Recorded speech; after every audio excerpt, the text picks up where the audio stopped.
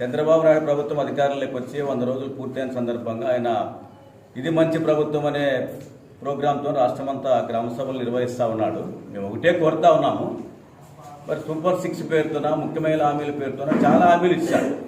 కానీ వాటిలో ఇప్పుడు మనకు స్పష్టంగా అర్థమవుతున్నది ఓన్లీ పెన్షన్లకు మాత్రము పెంచి వాటిని అమలు చేస్తూ ఉన్నాడు. మరి రేపే మన కర్నూలు జిల్లాకు కూడా వస్తూ ఉన్నాడు ఆ పెన్షన్లు ఇవ్వడానికి.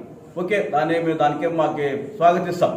కానీ మిగతా పథకాలని అమలు చేయాల్సిన అవసరం ఉంది. ఇప్పటికే ప్రజలంతా కూడా మరి చాలా ఇబ్బందుల్లో ఉన్నారు, కష్టాల్లో ఉన్నారు. ఆ పథకాలు అమలు చేయకోకుండా కాలయాపన చేయడము, జాప్యం చేయడం అనేది కరెక్ట్ కాదు. ఖచ్చితంగా ఆ పథకాలను అమలు చేయాలని చెప్పి మనం కోరుతా ఉన్నాం.